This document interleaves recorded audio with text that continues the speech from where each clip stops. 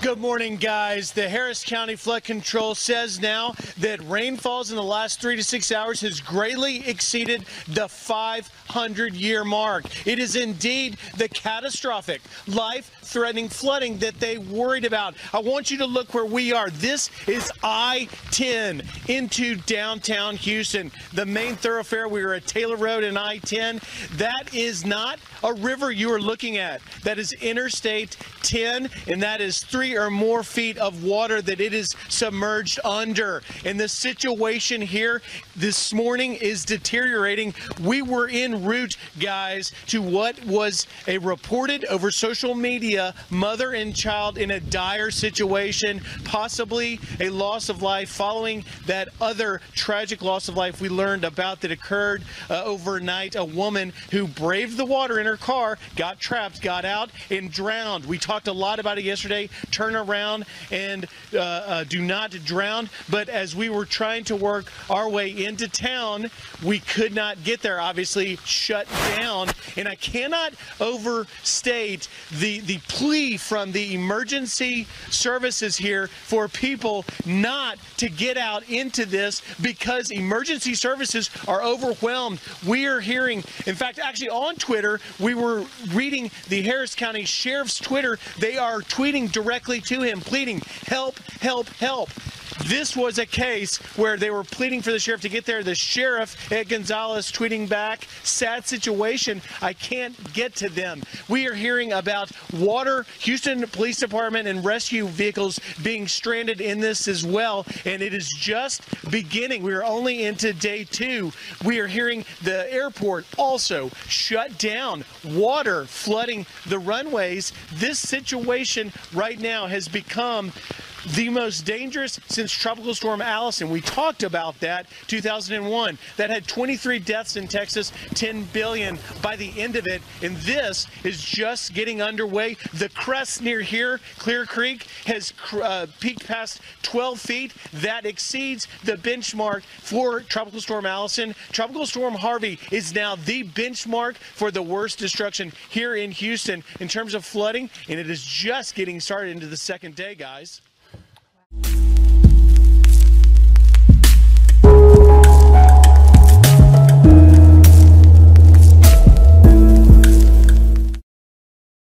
Not a foot, 1 inch of rain. Just think about that and the massiveness that they're getting hit with right now. Well, meanwhile, the Houston police chief warning residents on social media of the dire conditions as crews work there to rescue people from rapidly rising waters. Listen. Stand twos. This is what we're facing up here, folks. Stay in your homes. Do not try to come out here on your own. Houston Police Chief Art Acevedo also tweeting this advice, quote, have reports of people getting into attic to escape floodwater. Do not do so unless you have an axe or a means to break through onto your roof. That, of course, was one of the reasons we lost so many people in Galveston. People were caught unaware, went up to the top part of their roof, and were trapped inside the house and drowned. Right. And the horrific conditions, you know, not just isolated to Houston. Obviously, we brought you this all morning long yesterday, all throughout the day here on the News Channel. Texas Governor Greg Abbott putting 50 counties under a disaster declaration due to Harvey's catastrophic flooding. As you can imagine, many people now returning to neighborhoods that now look like war zones. Places like Rockport and Corpus Christi perhaps hit the very hardest yesterday. And that is where we go to Rob Schmidt, who's been there for the past 24 or more hours covering this. What is the latest where you are, Rob? Yeah, we're here in Corpus Christi, guys. And Corpus Christi, you know, at least the downtown area, did dodge a bit of this bullet by being about 25 miles to the west of where the storm actually came in. We're actually right by downtown Corpus, and looking behind us here, you can see a restaurant sits on the water here, kind of a marina restaurant called Landry's, and you can see right behind me over my shoulder, that's the roof that came off here at this patio grill, which kind of looks out, sits over the water. A really nice place, I'm sure, under different circumstances. But Corpus Christi in general didn't suffer nearly that towns like Rockport did, Port Aransas, and other places like that really were decimated by this storm. And we're going to be heading back into Rockport here in about an hour or so.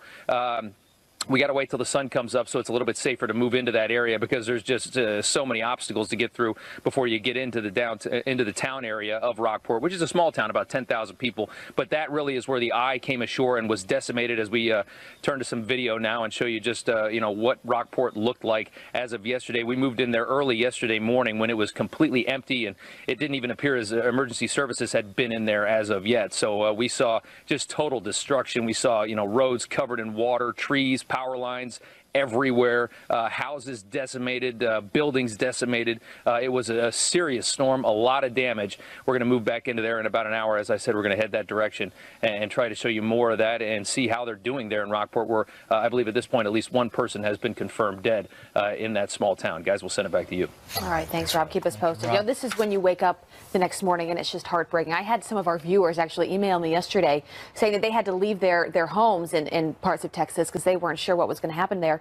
And they are now worried to go back to see how it was left. I mean, you just have no idea. You could get there and it's standing the way it was when you left it, or it could be completely decimated. Right. You have no images to know about it yet. Right. And the news, helicopters, it's also treacherous for people to get up there with some of the highly sustained winds that we were hearing about yesterday. And this thing's still very much going on. So that's why the president right now keeping tabs on all of this right now from Camp David and tweeting out about this, making sure he's staying in touch with the governor of Texas. And here's some photos coming out from the Situation Room in Camp David, where you can actually see the president there doing some work and staying in touch with and he says the leaders. He's planning to visit the victims as soon as next week, once we get a better sense of things. Dan Bongino is going to be on later on to discuss how, from a technical perspective, all that works, because obviously you're in a situation where typically when the president goes to any location, Secret Service gets in there weeks before and completely gets it ready. Can't really do that in an area that was hit by a hurricane. So Dan Bongino's going to offer some Secret Service perspective on that coming up. Yeah. All right, well, coming up, the president also under fire from the left for pardoning Sheriff Joe Arpaio. We're going to talk about that straight ahead. Plus, how is the president and his flash flood emergency in America's fourth largest city as Tropical Storm Harvey hovers over Houston this morning. Rescue crews working all through the night, and we just learned they have pulled thousands of people out of those rising waters. President Trump monitoring the devastation of Hurricane Harvey yesterday from Camp David and held a teleconference with his cabinet to discuss the response to the storm. Later in the day, he tweeted wonderful coordination between federal, state, and local governments in the great state of Texas. Teamwork, record-setting rainfall. So how is the president handling his first natural disaster test? Here to discuss is retired four-star General Jack Keane. He is, of course, also the former Vice Chief of Staff of the U.S. Army and a Fox News military analyst. General, good to have you with us. Good to be here, Abby. Unfortunately, under these circumstances, and you know them all too well, having helped out with Hurricane Andrew, you know how important it is to get it right, to make sure you give whoever's being hit exactly what they need to respond and to act right when you need to. How has the president done so far? Yeah, well, typical of a lot of these hurricanes, sometimes we just think that we're going to have a week's notice on these, but in the case of Andrew, Katrina, and on this one here, Harvey, actually there wasn't all that much notice because the storms had changed so dramatically from something that wasn't threatening to something that became overwhelmingly threatening almost within a day or two. So I think the response here has been excellent. The president's doing what he should be doing. He drives government agencies that support state and local governments, and he's doing that, and he's very much involved in that process. Therefore, they know that this is top priority from the commander-in-chief, and he's personally engaged in that. And from everything I've seen so far, he's got some really top quality people involved in this process, that haven't had all that much exposure due to other issues that the president's been dealing with, particularly the Homeland Security Advisor Bossert. That performance he gave in the press room the other day was an absolute tour de force in terms of his grasp of this situation and what needed to be done. With that said, General Keane, what needs to be done in the coming days, in the next 24, 48, 72 hours, once we get sort of a better sense as to the true damage there in Texas? Well, all these storms have interesting, unique characteristics. In Andrew, it was a Category 5. We lost 65 dead. It resulted in the shock of the eye and the storm itself. But then we poured thousands of troops to deal with recovery. And Katrina, the overwhelming number of the 1,800 deaths we had, as we all know, was after the storm hit, and it became an absolute human catastrophe in trying to get people who were trapped in their homes and suffered from heat exhaustion. Here we have a similar situation. The brunt of the storm, because I think people listen to their state and local leaders along the coastline, at least, situated, so that we haven't had those kind of deaths from the shock of the storm itself. But the flash flooding is certainly going to be an issue, and it's different because you're safer in your home than you are on the street.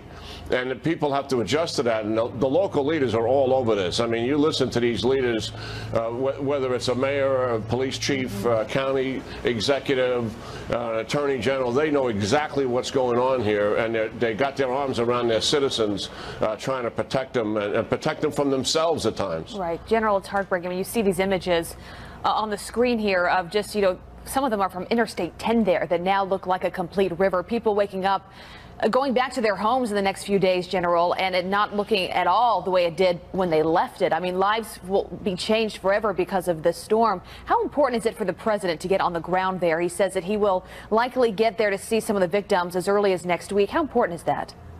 Well, I think it is very important. He's a leader of the nation. He's a moral force that takes place in this country, to be sure, in terms of his leadership. But he has to select the right time, you know, and I think he's pretty sensitive to that. Everything I've seen, you know, you don't want to get in there when there's major recovery operations going on, and then they have to, you know, stop what they're doing, the police and others, and focus on securing the president of the United States. That would be disrupted. So he's very close to those local leaders. They'll tell him when's the best time to come, and his guys around him will advise him as such. General Keane, thank you very much for your insight on this. Have a good day. All right. Yeah, you too. After another presidential advisor exits the White House, Democrats celebrating. And this morning, the left putting pressure on a new aide. Who that is coming up. And the media up in arms after the president pardons Sheriff Joe Arpaio. But is the outrage misplaced? And how did they react when past presidents did the very same thing? We've got a history lesson for you. That's up next. Some quick headlines now and a Fox News alert.